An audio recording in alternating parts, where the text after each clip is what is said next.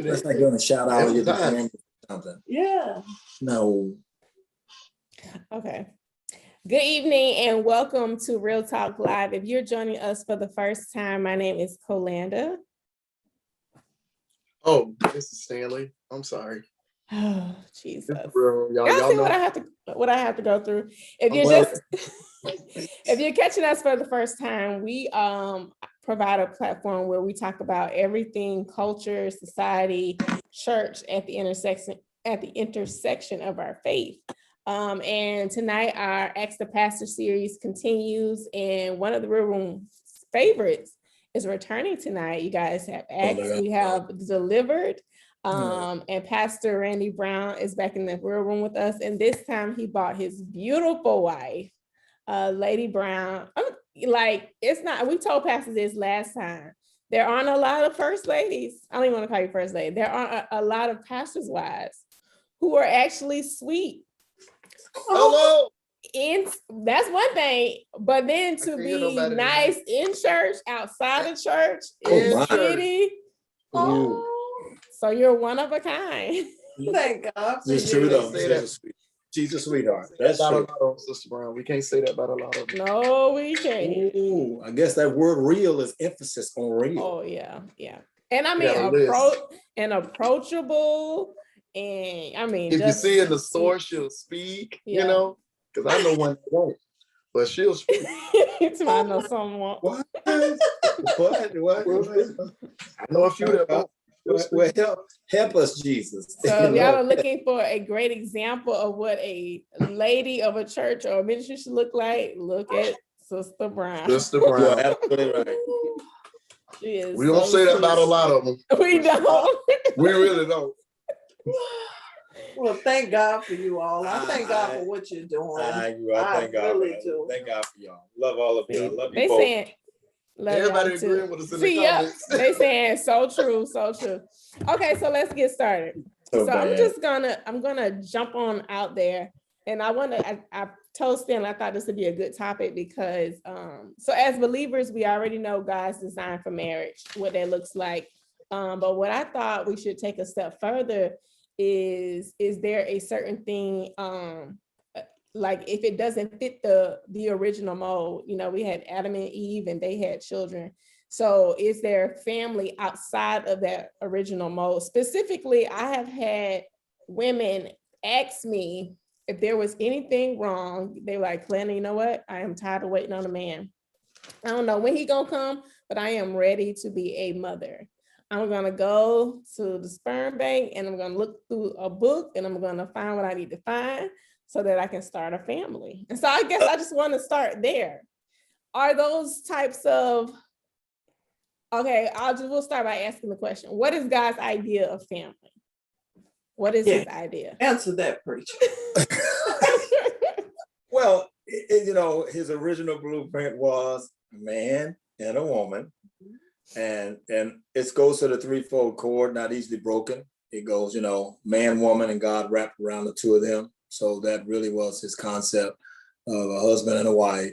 And of course, they would be fruitful and multiply. That is the basic concept of marriage. And then he said, of course, you know, this way a man should leave his mother and his father, and him and his wife, they should cleave together. It's amazing how he said a man should leave his mother and father, but we'll leave that alone. But that's his basic. That is the basics of what a marriage should be. That's God's principle, not this stuff we're doing today. So I'm gonna be quiet.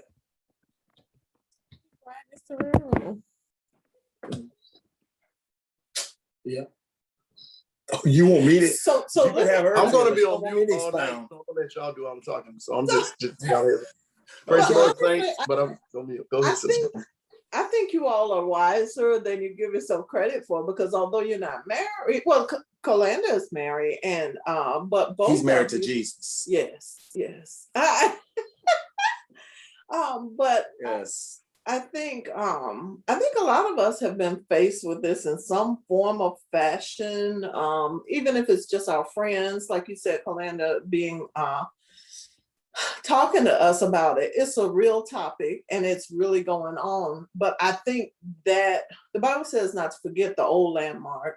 And I think if we can draw from the original blueprint, yes, the blueprint does change after a while and adjustments are made to original blueprints, but I think it's meant to, how can I put it? It's not meant to change the original blueprint, but God is meaning to bless from the original blueprint.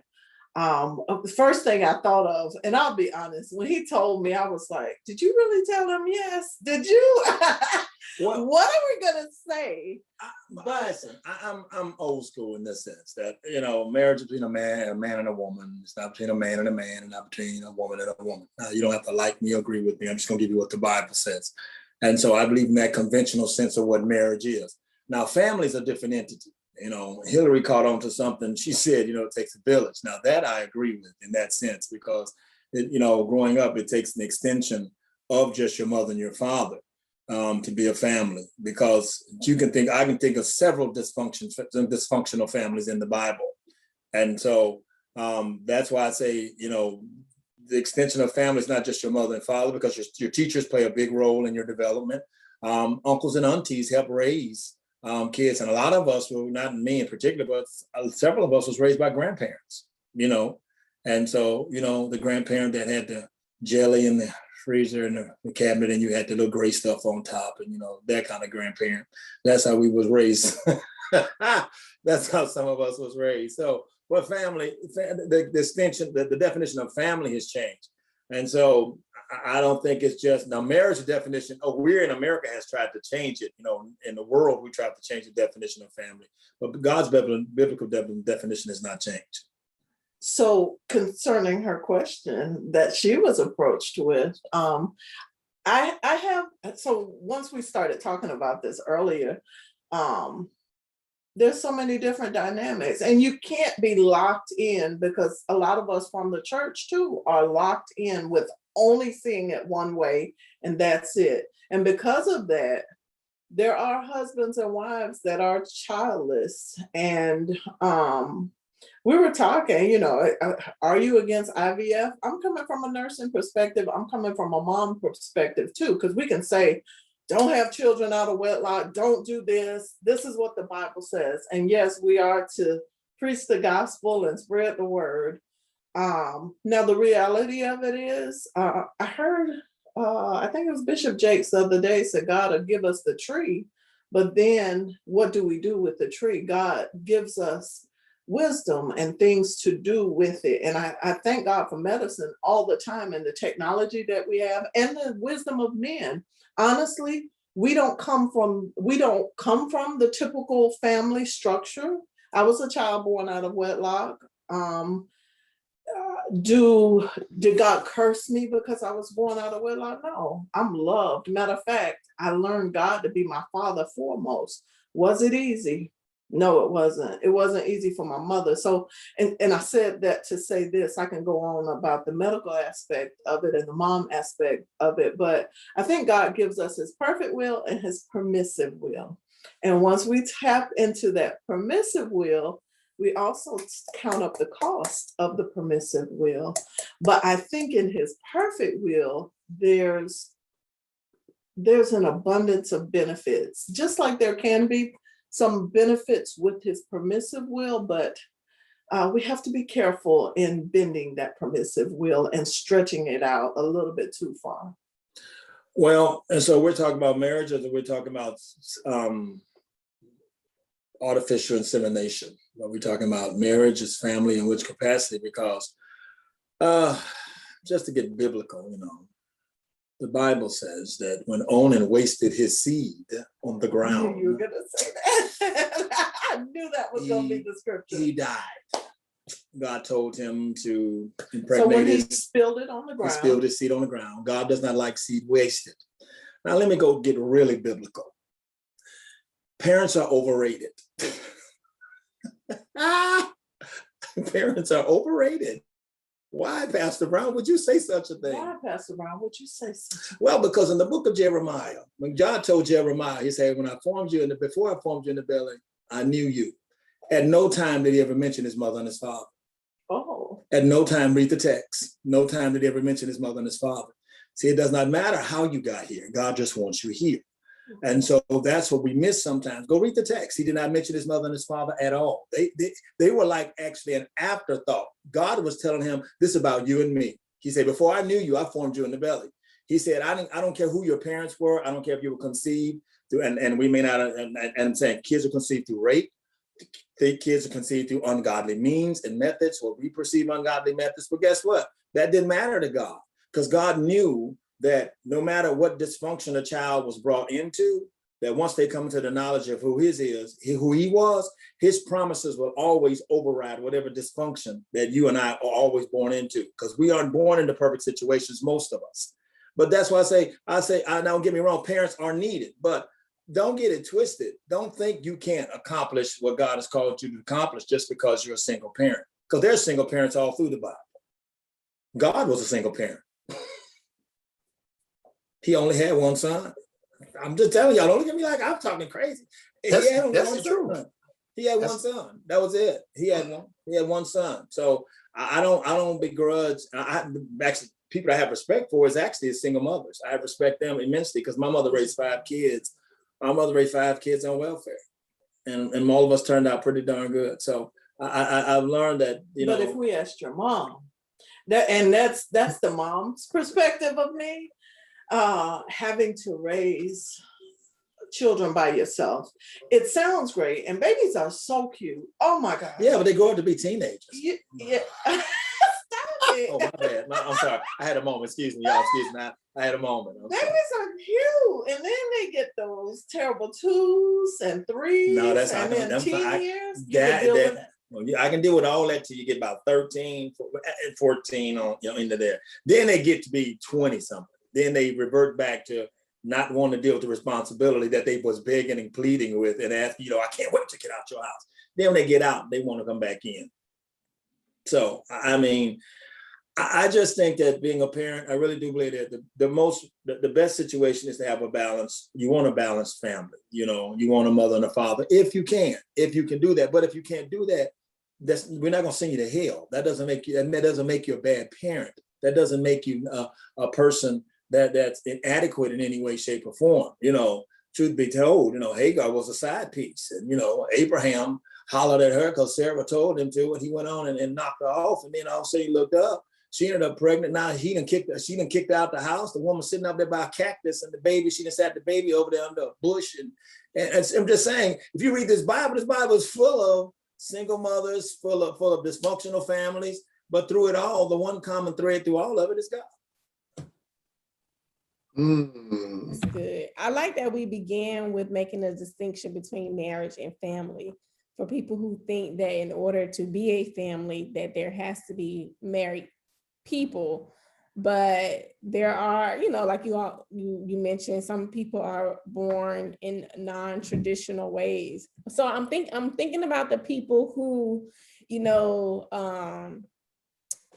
who consider not artificial insemination, but people who may consider like being foster parents or like adopting, and necessarily don't have a male in the home, or maybe it's a male who doesn't have a female, a woman in the home.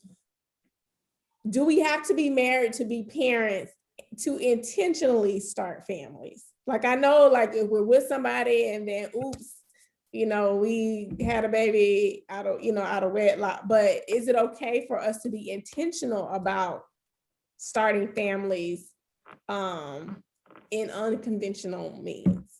Foster parents, like, is that a ministry, if we're single? Or it's definitely a ministry, and it's definitely, it better be God.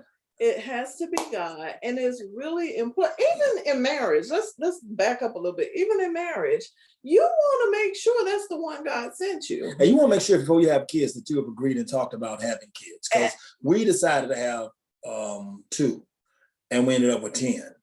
And we don't know how that worked out, but this is the truth. God spoke, and well, he told her. He didn't talk to me. I wasn't involved in none of these conversations. Let me help y'all out right now. Hold up. Let me let y'all know. So Brown, you were on board. I never said I would, but when the people come to you, listen.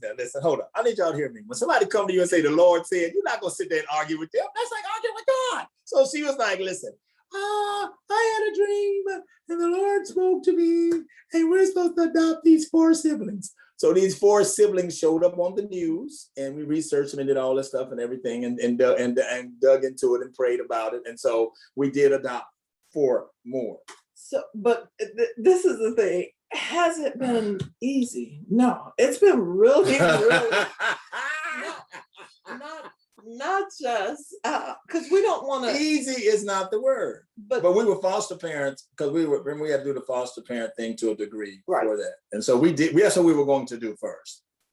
So, God, you have to make sure God is leading you and guiding you in everything that you do, including in vitro fertilization. You want to make sure you're hearing God clearly because so much can go wrong with that. Yes, you do want to do that. Adopting, foster care, it's not meant for the weak. And it's not, and it is a huge responsibility. And I will tell anyone, and all joking aside, I will tell anyone that when we did it, we knew about it, but once you realize there's a lot of things that you did not know. Would I change it? No, I wouldn't change it because I do believe it's part of a ministry. It's been a full-time job. And that's why she's saying that if you're going to do it, you want to make sure that you know all the information before you go into it. Not just is it a full-time job, but the same thing with IVF. The picture may look good, but do you really know their family history? Do you know their generational issues? Do you know, and you could say, yeah, but I didn't know that about my husband either, but you were given the opportunity to find out. They can look good on the picture, but do you really know that mental illness is in the family? That's true. I've seen generational things just passed down and they never knew their birth parents, but they followed the same generational curse or whatever.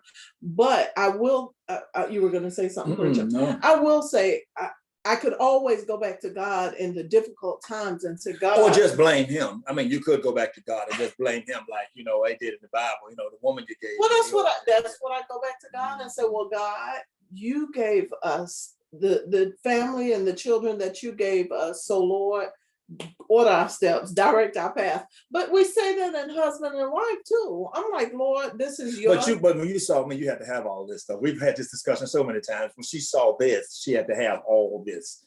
So that she didn't have to do a lot of praying then. Because truth be told, neither one of us was saved at the moment. So let's just be honest. We weren't saved. So she just saw this and she's like, I have to have that. And I said, well, I understand that you want this. And it's okay. It's not a problem. I said, you can have this. And you can have it for 31 years. So, oh, my bad. I'm sorry. Okay. I saw where somebody said they just saw where a single man adopted 5 children. Do you know, I know single parents with 1 child, and it's like I said, the baby's cute. My son they have a newborn and it's 2 of them. And he's a fool. Colenda has 2 beautiful children, but some nights you get no sleep. She needs Marcus. Still expected to work. Marcus is the help. Yeah. He is her help. Neat. So if you can follow God's plan to the best of your ability and stay in his perfect will, I think that's the best option. But for the mother that longs to be a mother and she's a Christian woman and she has a husband, pray about it. God will direct your steps. Some people probably won't like this, but I think motherhood is such a beautiful thing that if you dealt with not being able to conceive a child and you and your husband together really want a child, yes, you can adopt. Yes, and this is the part that may ruffle some feathers, but yes, you can try IVF treatment. I'm trying to figure out why would that ruffle anybody's feathers, though? I mean, I'm trying to figure out that we serve an unconventional God, and sometimes God goes through unconventional means to get us what He wants us to have. I do believe the question comes in, Pastor Brown, is when it's a single woman that says, she's tired of looking for a man. She's tired of waiting. My question, so she's going to rush the process. No, I'm not saying rush the process. But what I'm saying is, so we're going to send her to hell? That's what I'm saying. We can't send her to hell. I mean, if she has the means to take care of the child, and one thing I've learned is, always remember, advice is only needed when it's asked for. So when you give your opinion and you give a person your opinion and they don't take it, then the decision they make is there. And that's one of the things we've learned as a pastor. All I can do is give you information. And I would tell a person, listen, pray about it. seek God's face, get all the information you can, speak to people that have gone down this path before, make an informed decision. And then ultimately that decision is left up to you. God's giving you a free will. That's the choice you made. I'll tell everyone before they adopt to sit down and talk to my wife and I, because there's a lot of things we learned after the fact. A lot of things that could have saved us a lot of heartache, because we didn't learn about a lot of things. And we're talking about family-wise that we didn't know anything about. And so, by the grace of God, he's helped us get through this. I'm not going to sit and tell you it's not been a challenge, because it has been. But I think that I want to make sure a person, if they make that decision, they have to make sure they're making it for the right reason. They make sure it's because they want to be a parent, not because you're rushing God, because you don't want to wait on a man. I'm saying, but just, take that time and make an informed decision. And try a puppy first.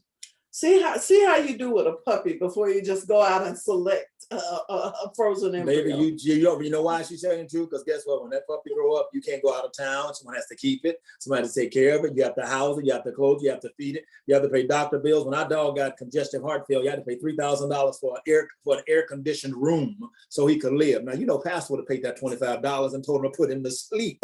But Sister Brown and Randy and Nicholas were looking at me with them puppy dog guys like, no, but baby, he would have been good and sleep. It was up to Pastor.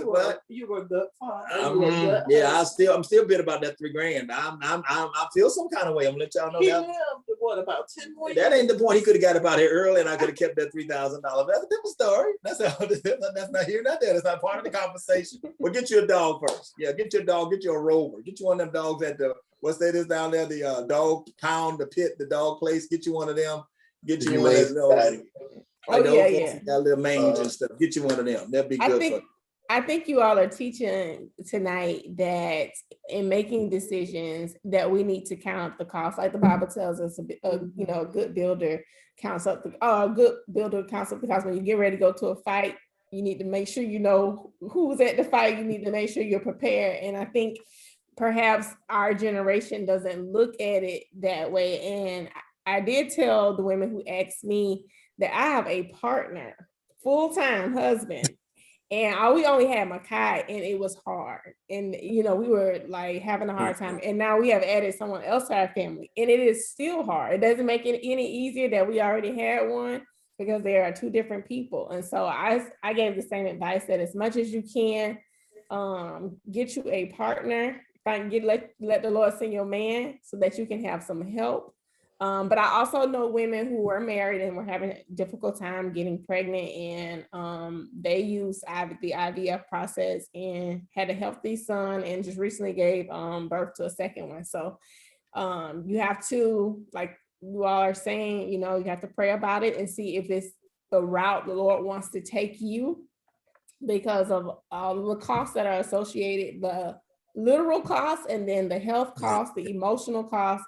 And so I think that's exactly what you all are teaching us tonight, that we have to do better about counting up the cost. That we see how we want something, but we're not considering all the time what it requires, or how we will have to change, or how our life will have to change in order to accommodate this thing that we're chasing. For instance, if they go through with it and the child has a birth defect or has a disability that they don't know about. I mean, you have to, when you're thinking, somebody asked a question today and I meant to respond to it about, what message you would have to couples that are about to get married, what to consider.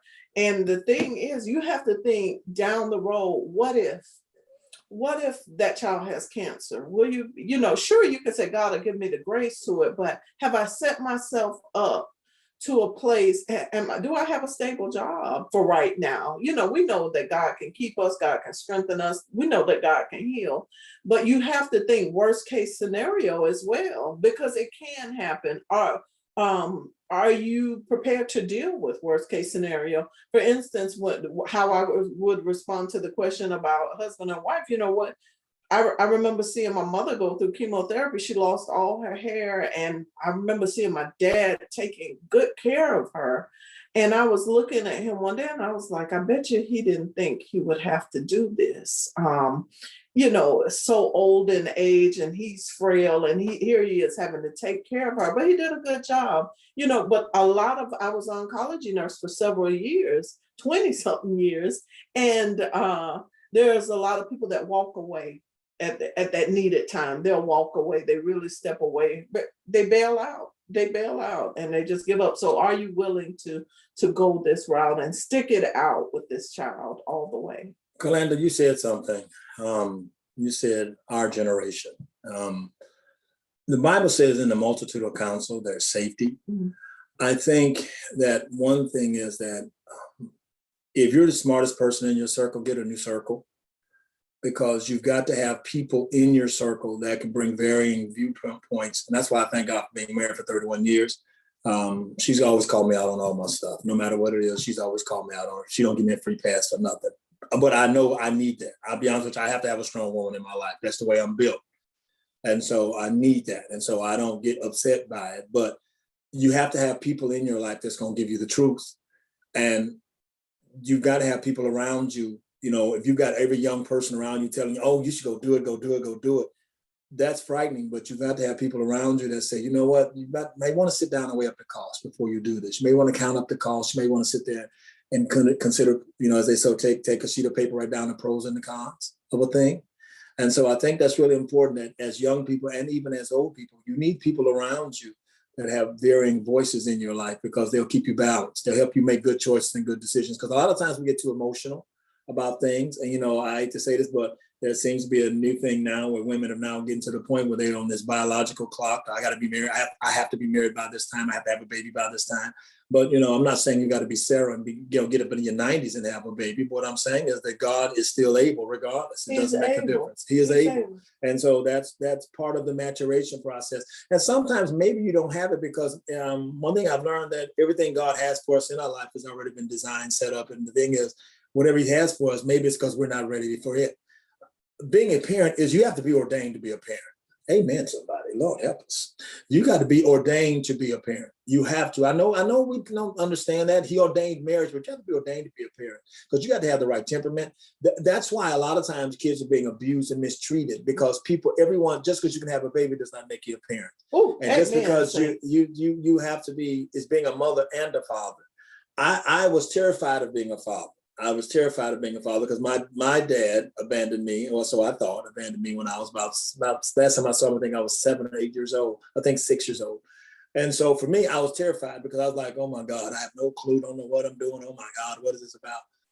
But over a period of time, it just took me time to learn. I ended up, by the grace of God, and thanking God for the fact that I learned to be a good dad. So, but she helped me become that. So I just think it's important for us to know, just because you want a baby don't mean you should have a baby. And just because you can have a baby don't mean you should have a baby. So it's just something to think about. I will say this too, you talk about this generation, I'm burdened because my ministry currently within nursing is with moms and babies. And it's preferably, what's the age group? My preference is the 14-year-old, the 13, 12 years old, and teenagers. So I see them as first-time moms. But then I'm also seeing something that's emotionally built that troubles me. And I saw it again today, is the quick thinking, oh, I can get an abortion, plan B. So the flip side of that is the quick thinking, I can get rid of it because we have technology like that. We have things that, so it's, and let me just be honest. It's Christians' children, or it's children that's in the church as well. Thank God that I can be that confidant and I don't judge them. I tell them whatever God lays on my heart, and I talk with them as God leads me. But that thinking is still there. The same way the quick thinking, oh, I could just have a baby. There's also the quick thinking, I could destroy a baby as well. So we have to be careful with the quick thoughts. Yeah. And what I'm seeing is, sometimes it's that quick thinking, and I'll get rid of a baby because it's not the right time, it's not who I want or whatever. And then it comes to the time when you do have who you think is the right one or whatever, and you can't have it because you've done some damage to your body. And there's they didn't count up the cost in the situation. So it's really important that we don't use God, oh, I don't want this candy, I like Starburst, or, just God is not that way. We want to stick with his plan and what he has for us, because he may have something for him, but he has something for me. So I think we have to be careful with that as well. Ooh, this is good. This is good. I'm enjoying this. But I do have a question though, because I noticed even with a lot of guys now that are young and single, there are a lot of people that are so career driven, they don't desire to be married, but they do desire to be parents. So, I see it with women, and I also see it with men as well. Like, you have somebody, I'm not trying to get tied down with nobody, but I do want to leave a legacy. And, a lot of guys feel like that's their way of leaving legacy, having a child and, having someone carry their name on and stuff like that. I know someone personally that did that. And, so what we say to people like that, like, is that okay for them to pursue that? Or, I mean, I don't know, because I'm the type of person, no, I'm not gonna say that publicly, but anyway. Say it. Come on, son. Those that know my stance on parenting, for me, those that know that, because my house is not childproof, so it won't happen. But anyway, so I'm just saying, there are some people that are so driven by their careers and their success. It's like, I don't want to be married. I just want to have a baby and I want to have kids. And, so what do we say to those type of people? And some of them are saved individuals as well. You know what, one thing people don't understand is whatever a man soweth, that shall he reap. So remember, if you just want a baby and you're going to come with a baby mama. You're going to come with the baby mama. And that's the bottom line. So if you're going to go that route, if I was you, I'd choose well. Because if you don't, you can fool around and have yourself, it'll take you, let's put it this way, 5 minutes can get you 18 years of struggle and pain and suffering.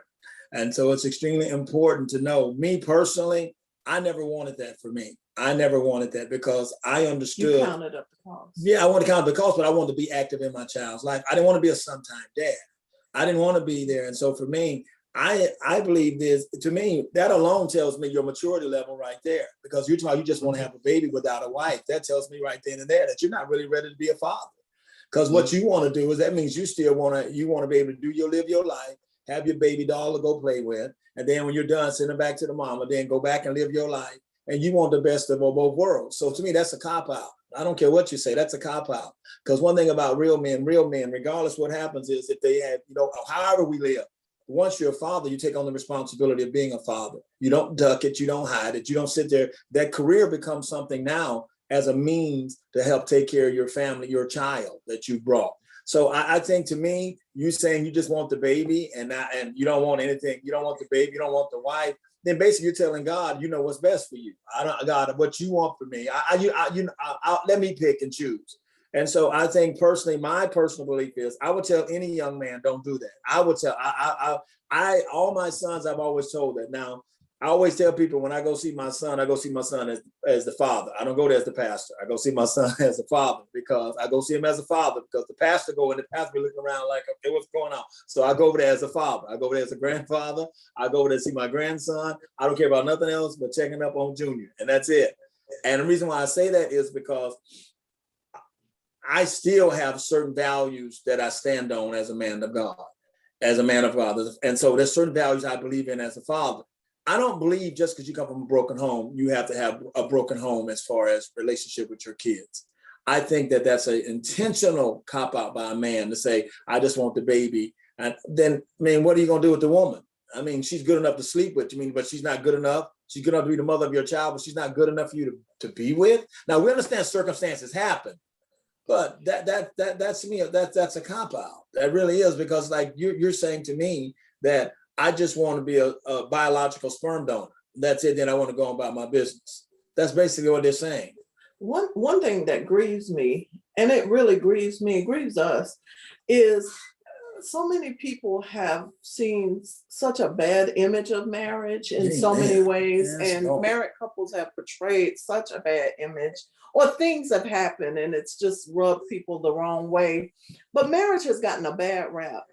Listen, there is so much beauty in a marriage. God set up marriage to be pleasurable, the making of a baby. I mean, he didn't set up it to be a one night thing or whatever. This is the blessing. This is the fruit of the womb. And I think we can't get away from that. When you're building a life together in love, and you have a child to show the love that you all built together through I love to bake. So I had things in the cake mix, and there's nothing like a homemade cake. I know you know about this, Pastor Plants, because I saw what you said about the pound cake. You love pound cake. Baptist pound cake. Yeah, Baptist pound cake. Baptist pound cake. After Sunday service. So there's a process that it has to go through. Now you can go to the store and get the $4.99 cake, but is it the same? Like, it's still cake, but it's not the same like that homemade Baptist pound cake. So you can put a stamp on it. And I think marriage is the same way. It's such a blessing to be able to build. And even now that we're in the grandparent stage, to see the fruits of our fruit. And, it's just a blessing. It really is. And it's same thing like rearing children. Every day isn't the best day, but you build it together. Now we laugh about those crazy days that we had some crazy days. And we had some. I'm the same my whole life. No. We built this together, and so we're able to enjoy it more together because of even some of those crazy days. We laugh about the things that we've been through, and I think it's the same thing with conceiving that child together in a marriage. I just wouldn't recommend that as the woman is driving down the street, you jump on the hood of the car. I don't think that would be a good idea as she's driving down the street that you're holding on to the hood. I wouldn't recommend that for anybody. That's an experience and encounter that I had. So I don't think you all want to do that, but yet and still 31 years later, here we are. And I do believe that one of the things that the enemy has been attacking is marriage. I do believe that what is family, what is marriage?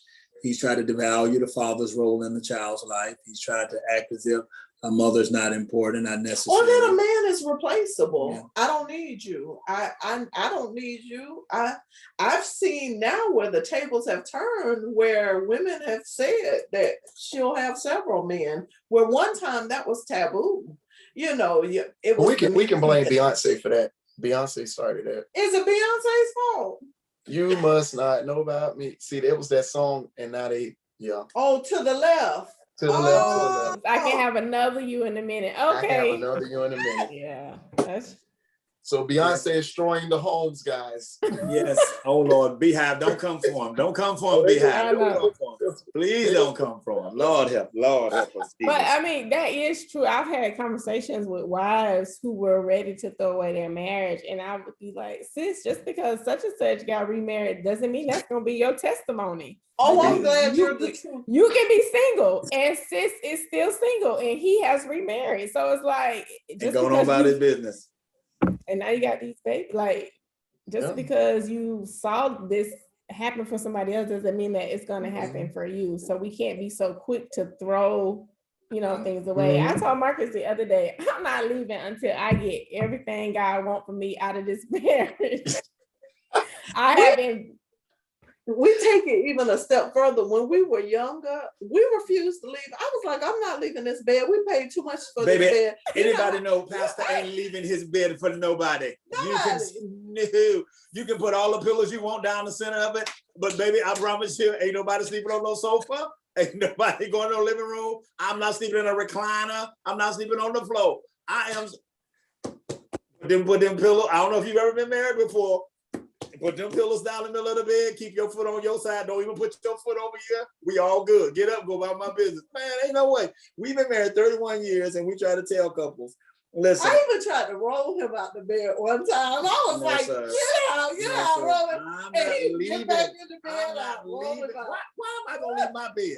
y'all, man, I don't know what these young, listen, I've been married 31 years. Now, one thing is we've been married now 31 years. We don't argue. We don't waste our time with that. We disagree. We just waste that time. That lasts for a couple of minutes. Then I put these lips on her, and then she just give in. She just fall apart. And so then, so that don't make no difference. So, but the truth is, though, we are actually best friends. And that's the truth. We are best always. We weren't always. That's right. We weren't, we weren't always, but we actually are best friends. And so what we learned is, thank God for his grace. Yes, Lord. Oh, glory. I had a quickening right there. I had a quickening, boy. I thought back, I thought she's going to take me out of here. But I'm serious. I think that we've devalued marriage in a way that, I don't see it. Now, listen, I'm not going to begrudge anybody the choices they make, because one thing I know about God forgives everything. So whether we agree with it or like it or not, people are going to live their life. But the one thing I try to tell young people is, be careful of decisions you make in the heat of a moment, the decisions you make in, quickly, because a lot of times you'll look back at it. And like, I'm so glad, and I always tell her this, and I tell her this, and I can say this too. I say, I'm so glad you kept me.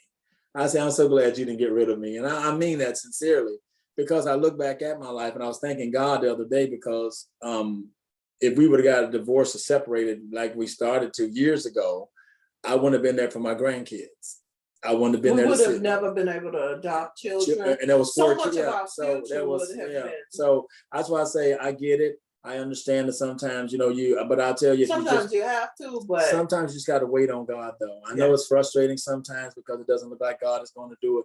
But always remember, the devil cannot make you pregnant. The devil cannot stop you from being pregnant, because God is the only one that can give life. That is, if you're having a problem conceiving, go to God. He is the only, the devil cannot stop you from being pregnant, because he cannot create anything but chaos. So the only person that can create life is God.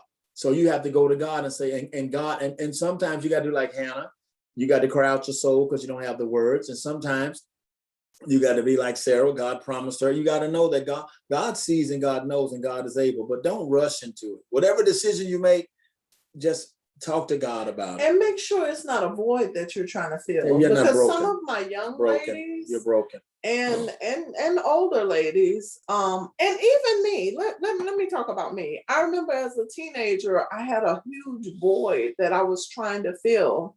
And I married him at 18. I was 18. I was still a senior in high school. I think I was 15 because she took advantage of me. She was a cougar. Stop it. Okay, I was older. So I got married to him in high school, but I had this huge void. Was I still careful? Whatever. I planned out my life. But I had a huge void that I was trying to fill. And a lot of people are trying to fill a void with a child. Sure. And I remember after having my 2 children saying, Lord, I still have this void. And now I have 2 children, a husband and a dog, and I'm still empty. Whew. You don't want to do all that to find out it was all a void that you were trying to fill and you made the wrong decisions.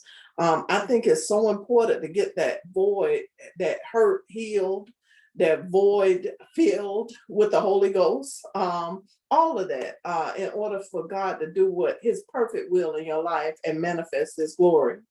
I think we got too many, and First Ladies is so true. I'm big on the body, soul, and spirit of a man, especially the soul. I think that we've got too many water pot saints and water pot Christians, and I think we got too many water pots where you've got people don't realize is that they keep trying to fill a spiritual void through natural means. And you're never, ever, you can have all the kids you want to, because Jesus said, well, your husband that shouted. She said, he at the house. Jesus said, yeah, I know. That ain't him either. And them other 65, I don't know how many she had. She had so many, I did a long count. And he like, that's not your husband either. But if you read through the text, the one thing happened is after she had an encounter with Christ, an authentic encounter with Christ, she left her water pot. Then he sent her back to the very thing that was a weakness in her life, men. And he went back to her and she ministered to them. But see, she could not have been there before, because if she'd been there before, she'd been looking for a new husband. I think what she's saying is true. A lot of times what we want is not because we really want it, it's because we want somebody to love us. We want somebody to love. We want someone to take care of. But see, those are unmet needs, unresolved hurts, and unhealed hurts. And I think that's what happened to a lot of us. That's really the truth. I think a lot of us are trying to fill voids that we've never given God the opportunity to feel. That's good. Y'all are really dropping some bombs tonight, and these people are lighting up the comments just to let y'all know that as well.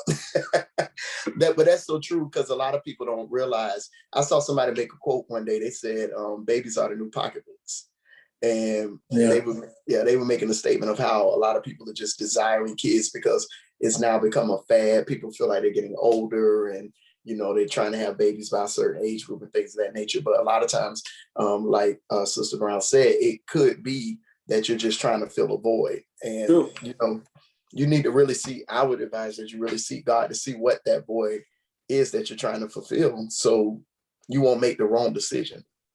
Yeah, I mean, it is so important to wait on God's timing. If the people who know my story, I've been with Marcus forever. And even after all that, forever since ninth grade, that's a lot, 18 years. And when we first got married, people were like, why y'all not having kids right away? Like, y'all have known each other all this time. But I knew there was something in our marital foundation that needed to be more solid before we started adding, other people to the picture. And so when I looked up, it was like, we had been married, I don't know, maybe 5 years or whatever. And sometimes in my mind, I can be like, man, maybe my family could have been much, larger. But then I'm grateful that I waited on the Lord's timing, because I see what we were able to accomplish. Like I had a child and I was able to bring them into a home. We were out of our apartment. We had stable jobs. We had health insurance. When we first got married, me and Marcus was blowing that paycheck every other week, eating out. Like we weren't stable at all. And so I really hope people find the value in waiting on God's time, and that even though it looks like you should be at a certain point because of what society says, his timing is so perfect. And we just have to, we have to trust him, like even with our desires, that even that, when you're supposed to become a parent, when you're supposed to become a wife or a husband, that he has it all figured out, but we have to surrender to what his plans are. So. But I'm gonna say something, let y'all tag onto this. I think a lot of times people feel pressured because of people around them, especially in the church. When you get married, when you having kids, when y'all doing this, and because they're feeling that pressure, they feel like, okay, well, I need to fulfill this to get these people off my back. So what do we say about, how do we address that for the church? My advice would say leave people alone, but y'all the pastors, I'm gonna let y'all address the congregation. But how would you address the church when it comes to that?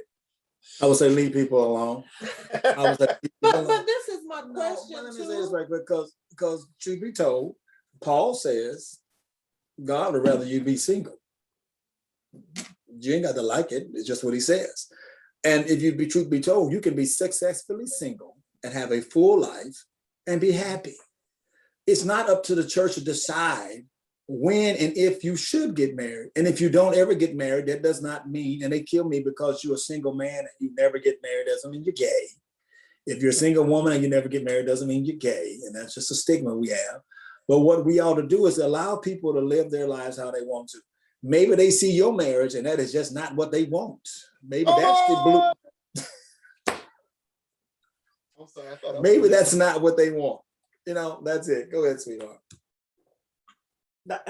I guess the only question for Pastor Platts is, and I guess I want to ask the question back if I may, but I have noticed that there's much more hesitation with the younger generation when it concerning marriage, and yes, there are many more options now, and a lot of people are having children without even considering marriage. That's the reality of it in church. But I've been really trying to figure out why. What's the hesitation? Have we really, the older saints, made it such a bad thing? I remember several of our children in their 20s came to us and they said they just don't make them like you all anymore. We can't find a woman that can cook, mama. We can't find a woman that can clean. And I'm like, and we argued with them and they argued back with us respectfully, but they was like, no, I'm sorry. I've tried, I've looked, I give up, I can't find them. And Well, first of all, that's your problem. The Bible says, "He who finds a wife finds a good thing." You could knock. Oh Lord, I almost said that. I almost got kicked off the air. Lord, help me, Jesus. If you're out there looking for yeah, if you're out there. but it's our sons that came to us and said. But I've had the discussion with all my sons. But guess what? 2 out of the 3 are in serious relationships, and the other one, I'm just gonna pray and ask God to help him, because then he come in a few minutes ago talking about he done found the one, because he's some light skinned, good looking girl. Every week he done found a new one, and I just put my hands up. I said, Lord, he is scared to death of commitment. That's what that's about. I'm not getting all that. But what I'm saying is, what I've learned is, I think that we've scared young people away based upon how we conduct ourselves. You think it's us? I think it's us. I really do. And I'll be honest with you. And I do believe that society has played a part in it, because if you go on TV, all you hear in the songs that when I grew up, the songs were like, Forever Mine by the OJ. Yeah, we had good songs. I would say, I found love on a two-way street. That's what I found. I'm saying, but y'all generation called something WAP. I don't know what in the blazes that is. You don't want to know. You don't want to know, Pastor. You don't. We don't. I'm just saying. But what I'm saying is, that's the kind of stuff that you hear, and that's saturated young people, and that's what that's killing. And so that's when that kills relationships. That's kill being together.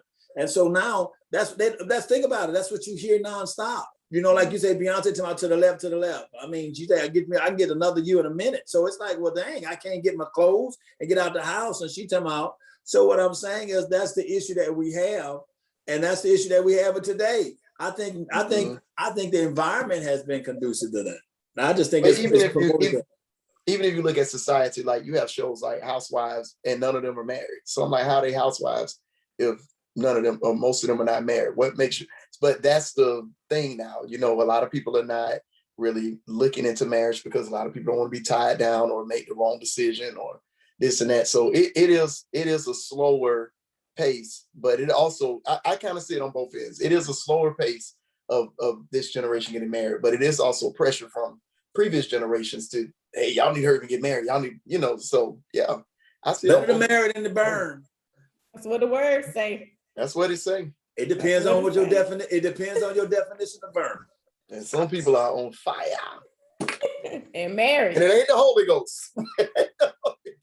Married and still burning. Okay. Oh, y'all said that. I didn't say that. I didn't say that. The pastor didn't say that. So y'all ain't gonna throw me under the bus. And so this is good. This has been so good. We're gonna have to bring them again.